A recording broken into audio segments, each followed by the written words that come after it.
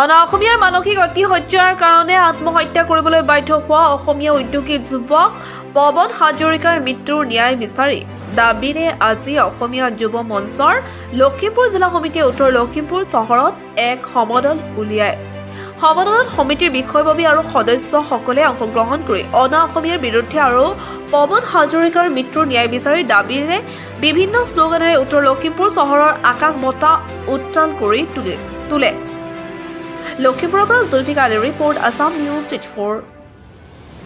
কাইলৈ প্ৰণৱ শইকীয়া, পৰহিলে দীপাংকৰ নাথ, এইদৰে যে অসমীয়া ল'ৰাক মাৰি মাৰি হত্যা কৰা হৈছে, একাংশ বহিৰাগতক আমি স্পষ্ট ভাষাৰে ক'ব বিচাৰিছোঁ। কাৰণ ইয়াত বহুতক সন্মান কৰোঁ, এই সন্মান যদি ল'ব নাজানে বহিৰাগতক সন্মান দি লাভ নাই।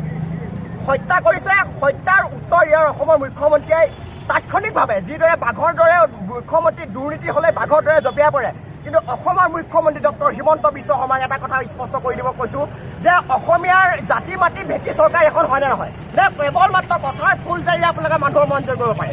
যদি আপোনালোকে প্ৰকৃততে জাতি মাটি আৰু ভেটিৰ কাৰণে আপোনালোকে যদি যুঁজ কৰি বিজেপি চৰকাৰ বনাইছে, পৱন শইকীয়াৰ হত্যাকাৰী দুগৰাকী এতিয়া বৰ্তমান নিৰুদ্দেশ হৈ আছে।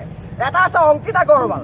অংকিতা কি কৰিছে, এজন অসমীয়া যুৱক যেতিয়া প্ৰতিষ্ঠিত হয় গুৱাহাটীত, তেতিয়া একাংশ চকুচৰা বহিৰাগতই কি কৰে, অসমীয়া ল'ৰাক মাৰিবলৈ মাৰা এটা প্লেনিং কৰে। তাৰপিছত কি কৰে, ব্যৱসায়িক প্ৰতিষ্ঠান তেওঁলোকে কাঢ়ি লোৱাৰ যি এটা তেওঁলোকৰ আগ্ৰাসী ৰূপ, যিদৰে অসমত সম্পূৰ্ণ অসমীয়া জাতিক নিষেধ কৰি, অসমীয়া বেপাৰ বাণিজ্য খতম কৰি, অসমীয়াক কিদৰে ধ্বংস কৰি এই সকলো অসমখন বহিৰাগতই হওক বা বাংলাদেশী মিয়াই হওক, প্ৰত্যেকটো মুহূৰ্ততে কিন্তু অসমীয়াক নাইকিয়া কৰি দিয়া, নিষেধ কৰি দিয়া এটা পৰিকল্পনা সৃষ্টি কৰি আছে।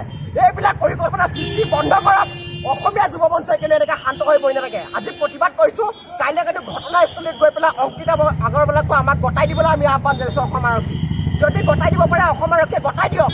এইদৰে সদায় সদায় অসমীয়াৰ ডেকাৰ ওপৰত অত্যাচাৰ হ'ব, মানসিক প্ৰেছাৰ দিব, মানসিকভাৱে অত্যাচাৰ কৰি সেই মৃত্যুৰ মুখলৈ ঠেলি দিব, হত্যাকাৰী ৰূপ দিব। এইবিলাক কিন্তু কথা সম্পূৰ্ণ আমি বিৰোধ কৰিছোঁ। আৰু বাঘৰ দৰে জঁপিয়াই পৰা অসমৰ মুখ্যমন্ত্ৰী হিমন্ত বিশ্ব শৰ্মা ডাঙৰীয়াক আমি কিন্তু তাৎক্ষণিকভাৱে ইয়াৰ পৰা পদক্ষেপ ল'বলৈ আমি তেওঁলোক আহ্বান জনাইছোঁ। যদি এই আহ্বান তেওঁলোকে কাণসাৰ নিদিয়ে, ইয়াতকৈ কিন্তু ভয়ংকৰ আন্দোলন আমি গঢ়ি তুলিম বুলি স্পষ্ট ভাষাৰে আমি কৈ দিছোঁ।